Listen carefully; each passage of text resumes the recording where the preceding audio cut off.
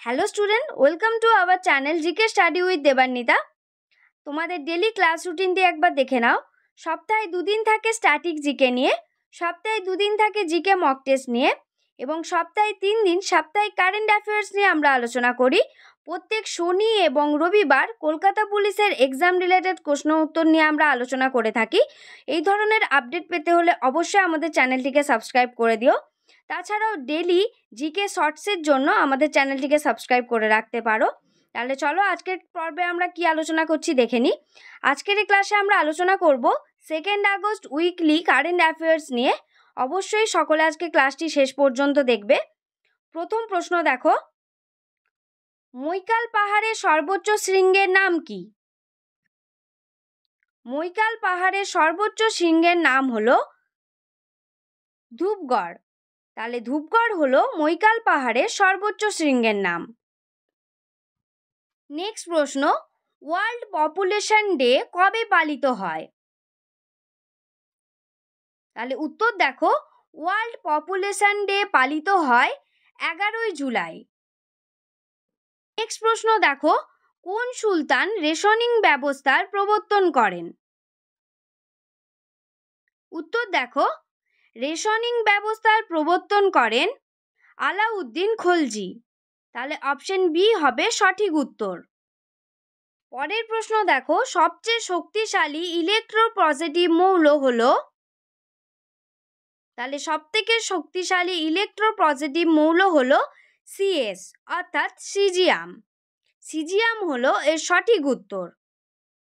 Next প্রশ্ন দেখো, কোন রক্তকণিকা হেপারিন নিঃসরণ করে? তাহলে এর মধ্যে সঠিক উত্তর হবে হেপারিন নিঃসরণ করে বেসোফিল রক্তকণিকা। সঠিক উত্তর হবে অপশন সি। পরের প্রশ্ন, সুপ্রিম কোর্টের নাগরিকদের মৌলিক অধিকার রক্ষার জন্য কতগুলি লেখ জারি করতে পারে? তাহলে সুপ্রিম কোর্ট নাগরিকদের মৌলিক অধিকার রক্ষার জন্য 5 ধরনের লেখ জারি করতে পারে। সঠিক উত্তর হবে অপশন এ, 5 ধরনের লেখ। যারা যারা এখনো অবধি আমাদের টেলিগ্রাম চ্যানেলে জয়েন হওনি তারা অবশ্যই জয়েন হয়ে যেও। নেক্সট প্রশ্ন দেখো, বৃষ্টির পরে ভিজে রাস্তায় বেশি গতিবেগে গাড়ি চালালে অসুবিধাজনক হয়ে পড়ে, তার কারণ কি?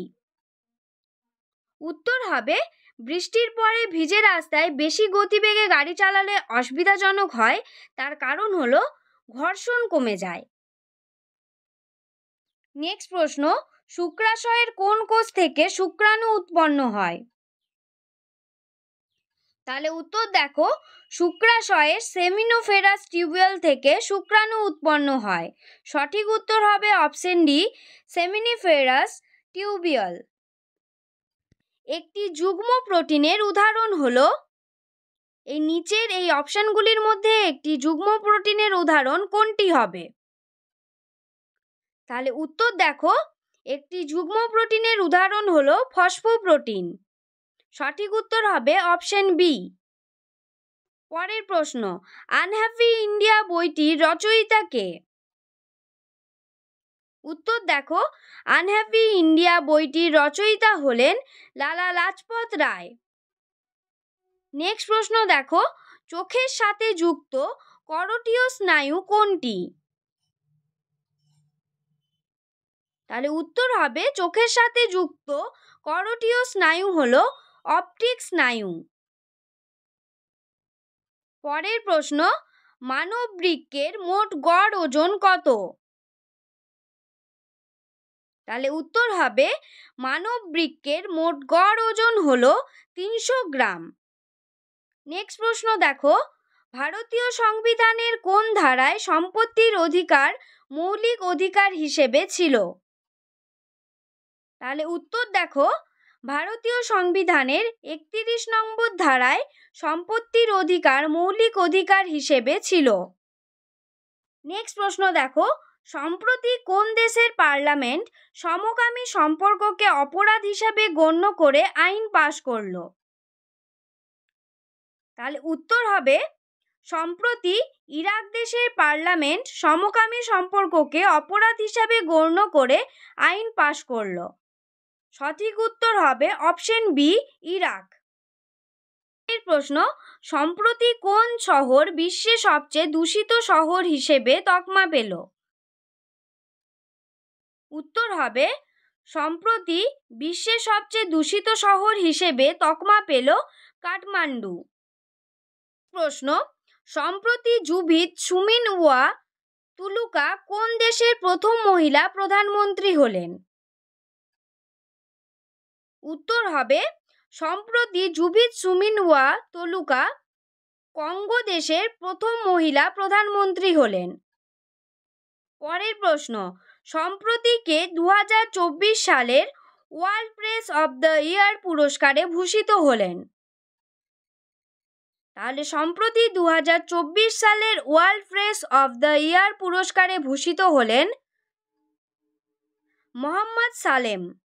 সঠিক উত্তর হবে option B. World happiness report 2024 সালে ভারতের স্থান কত? তাহলে উত্তর হবে ওয়ার্ল্ড হ্যাপিনেস রিপোর্ট 2024 সালে ভারতের স্থান হলো 126তম। পরের প্রশ্ন, সম্প্রতি কে অ্যাবেল পুরস্কারে ভূষিত হলেন?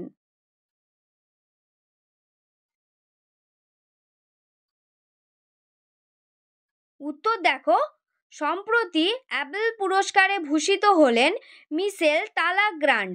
সঠিক উত্তর হবে অপশন সি, মিশেল তালাগ্রান্ড। আজকের ক্লাসের শেষ প্রশ্ন দেখো, রুবিওয়ালা ভাইরাস দ্বারা সাধারণত কী ধরনের রোগ হয়? উত্তর হবে রুবিওয়ালা ভাইরাস দ্বারা সাধারণত মেইজ রোগ হয়। সঠিক উত্তর হবে অপশন সি, মেইজ রোগ।